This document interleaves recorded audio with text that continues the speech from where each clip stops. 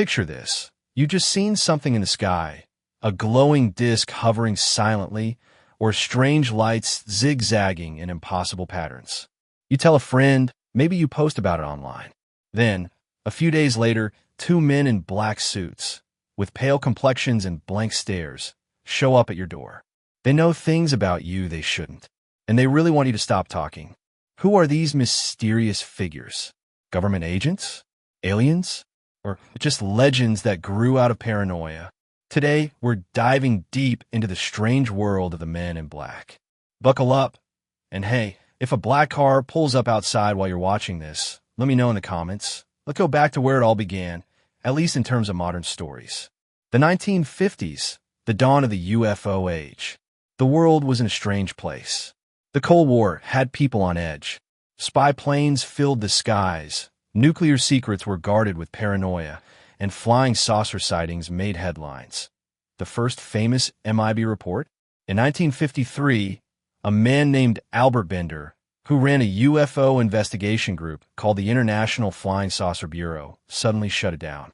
He claimed he'd been visited by three men in black suits who filled his mind with terror.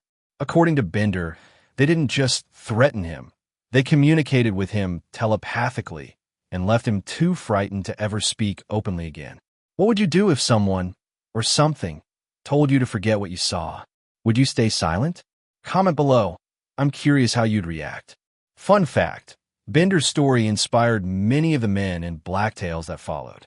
His book, Flying Saucers and the Three Men, reads more like a horror story than a government cover-up report. Let's break this down. What do witnesses say the men in black look and act like? They almost always wear black suits, black hats, and sunglasses, even indoors or at night. They drive black cars, sometimes described as old-fashioned models in pristine condition, like 1950s Cadillacs. Their skin is often pale or even waxy. Some witnesses say they looked sickly or off in a way they couldn't describe. Their behavior? Unnervingly awkward. They don't seem to understand basic human interactions, like how to use a knife and fork, or even how to open a car door properly. And here's where it gets weirder. One famous case. In 1967, a man named Robert Richardson claimed he collided with a UFO in Toledo, Ohio.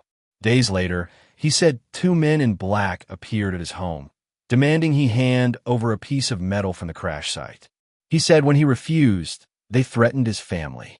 Interesting angle. Some researchers point out that during the 50s and 60s, government agents did actually investigate UFO reports, not because of aliens, but because they were worried about Soviet tech. Could those have been the real MIB?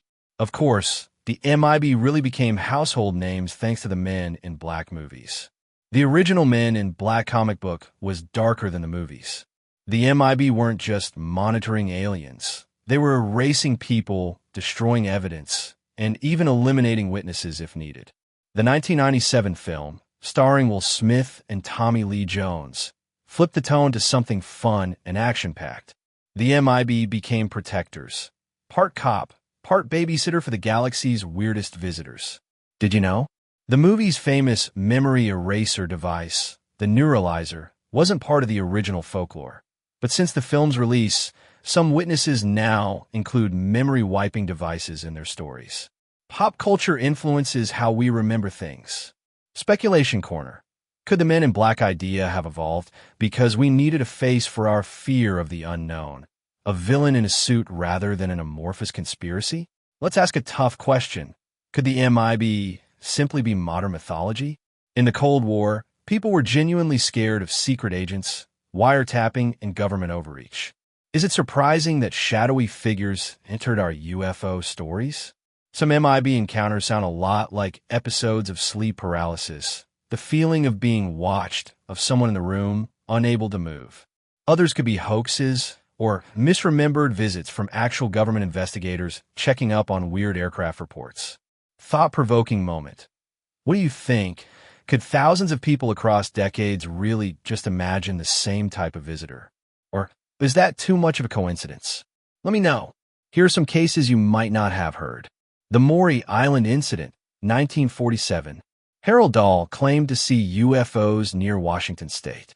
After reporting it, He said a man in a black suit told him not to speak about it.